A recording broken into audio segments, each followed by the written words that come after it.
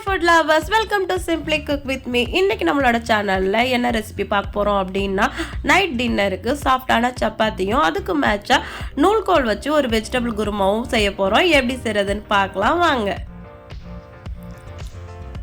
இப்போ குருமா செய்கிறதுக்கு நான் 2 பெரிய வெங்காயம், ஒரு பச்சை மிளகா, 2 நூல்கோல், 3 தக்காளி, 4-5 பீன்ஸ், 2 கேரட், ஒரு குடமிளகா எல்லாமே பொடியாக நறுக்கி வச்சுருக்கேன்.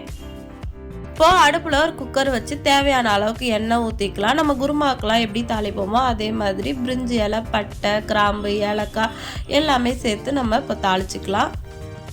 இந்த குருமா சப்பாத்திக்கு மட்டும் இல்லைங்க, இடியாப்பம், இட்லி, தோசை எல்லாத்துக்குமே பக்காவாக செட் ஆகும். வெஜிடபிள் நம்ம வீட்டில் இருக்கிறவங்க யாரும் சரியாக சாப்பிட மாட்டாங்க அப்படின்னா இந்த மாதிரி குருமா செஞ்சு கொடுத்தோம் அப்படின்னா சூப்பராக சாப்பிட்ருவாங்க. பட்டை மசாலாலாம் வெடிச்சதுக்கப்புறம் ஒரு பச்சை மிளகாய் அரிஞ்சு வச்சுருக்கோம், அதையும் வெங்காயம் 2யுமே சேர்த்து நல்லா வதக்கிக்கலாம். வெங்காயம் லேசாக வதங்கினதுக்கப்புறம் ஒரு ஸ்பூன் இஞ்சி பூண்டு பேஸ்ட் சேர்த்து வதக்கிக்கலாம். நூல்கோலில் நிறையவே மெடிசன் பெனிஃபிட் எல்லாமே இருக்குது. அது தெரியாமல் நமக்கு அந்த காய் பிடிக்காது அப்படின்னு சொல்லிட்டு நிறைய பேர் ஒதுக்கிட்டு இருக்காங்க. நூல்கோல் ரத்த சோகையை கட்டுப்படுத்துது. நூல்கோல் சாப்பிடும்போது நோய் எதிர்ப்பு சக்தி அதிகமாகுது. அடுத்து இந்த காய்கறி எல்லாம் நம்ம ஒன்று ஒன்றா சேர்த்துக்கலாம். ஃபஸ்ட்டு தக்காளி சேர்த்து வதக்கிக்கலாம்.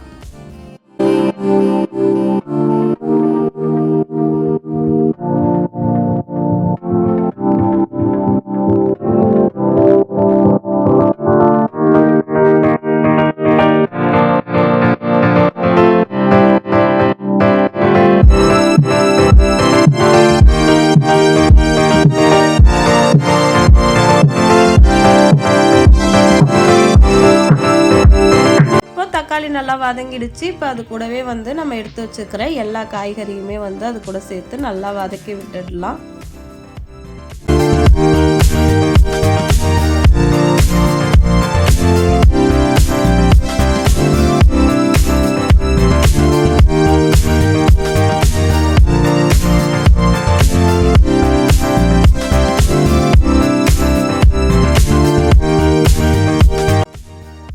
நம்ம சேர்த்த காய்கறி எல்லாம் ஓரளவு வதங்கிடுச்சு. இப்போ இதுக்கு தேவையான மசாலா பொருட்கள்லாம் சேர்த்துக்கலாம்.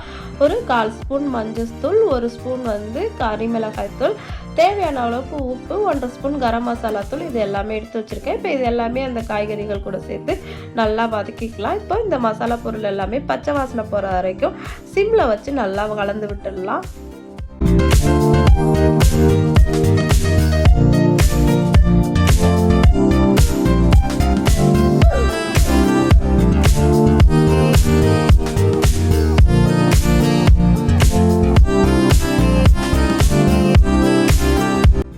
மசாலா பொருள்லாம் பச்சை வாசனை போக நல்லா வதங்கிடுச்சு. இப்போ இது கூடவே ஒரு 2 டம்ளர் தண்ணி சேர்த்துக்கிறேன். தண்ணி நல்லா கொதிச்சதுக்கப்புறம் ஒரு அரை மூடி தேங்காய் கூட 1 ஸ்பூன் சோம்பு சேர்த்து அரைச்சி இப்போ அதை இது கூடவே சேர்த்து நல்லா கலந்து விட்டுடலாம். இப்போ அடுத்ததாக கொஞ்சமாக கொத்தமல்லி தழை எடுத்து வச்சுருக்கேன். இப்போ இதையும் இது கூடவே சேர்த்து நல்லா கலந்து விட்டுடலாம். கொத்தமல்லி இலையை சேர்த்ததுக்கப்புறமா லேசாக கொதி வந்ததுக்கப்புறம் குக்கரை மூடி போட்டு ஒரு 4 விசில் வச்சு இறக்குனா சூப்பராக நம்மளோட குருமா ரெடி ஆகிடும். இப்போ குக்கரை மூடி போட்டு மூடிட்டு விசில் வந்தவுடனே குருமா எப்படி வந்திருக்கு அப்படின்னு சொல்லிட்டு பார்க்கலாம். அடுத்ததாக சப்பாத்திக்கு மாவு பிசைஞ்சு வச்சுருக்கோம். இப்போ என்னோடய ஹஸ்பண்ட் தான் சப்பாத்தி திரட்டிகிட்டு இருக்காரு. சப்பாத்தி சாஃப்டாக வரதுக்கு அப்படி பண்ணணும் இப்படி பண்ணணும்னு என்னென்னமோ ட்ரிக்ஸ் எல்லாம் சொல்கிறாங்க. ஒன்றுமே தேவையில்லைங்க. கோதுமை மாவு கூட தேவையான அளவுக்கு உப்பு போட்டு வெதுப்பான தண்ணியை கொஞ்சம் கொஞ்சமாக தெளித்து கொஞ்சம் டைட்டாக பிசைஞ்சிட்டு எண்ணெய் மேலே போட்டு பிசைஞ்சு மூடி வச்சாலே போதும். சப்பாத்தி சாஃப்டாக வரும். இப்போ 4 விசில் வந்துடுச்சு. இப்போ குக்கரை திறந்து குருமா எப்படி வந்திருக்கு அப்படின்னு பார்க்கலாம். பாருங்கள், மேலே எண்ணெய் பிரிஞ்சு சூப்பராக ரெடி ஆயிடுச்சு நம்மளோட நூல்கோல் குருமா. நான் இன்னைக்கு கொஞ்சம் தண்ணியாக இருக்கட்டும் அப்படின்னு தேங்காய் மட்டும் தான் அரைச்சி ஊற்றுனேன். உங்களுக்கு கொஞ்சம் திக்காக வேணும்னா தேங்காய் சோம்பு கூட கொஞ்சம் பொட்டுக்கல்லையும் சேர்த்து அரைச்சி ஊற்றுனீங்க அப்படின்னா குருமா நல்லா திக்காக இருக்கும். இப்போ சப்பாத்தி ரெடி ஆகிடுச்சு. அவ்வளோதான், சூப்பராக நம்ம ரெடியான சப்பாத்தி கூட குருமா வச்சுட்டு சாப்பிட்டா சும்மா அமிர்த மாதிரி இருக்கும். ட்ரை பண்ணி பார்த்துட்டு எப்படி இருந்தது அப்படின்னு சொல்லிட்டு கமெண்ட் பண்ணுங்கள். இந்த மாதிரி ஈஸியான ரெசிபிஸ்லாம் பார்க்குறதுக்கு நம்மளோட சேனலை சப்ஸ்கிரைப் பண்ணி வச்சுக்கோங்க. அடுத்த வீடியோவில் மீட் பண்ணலாம். டாடா, பாய்.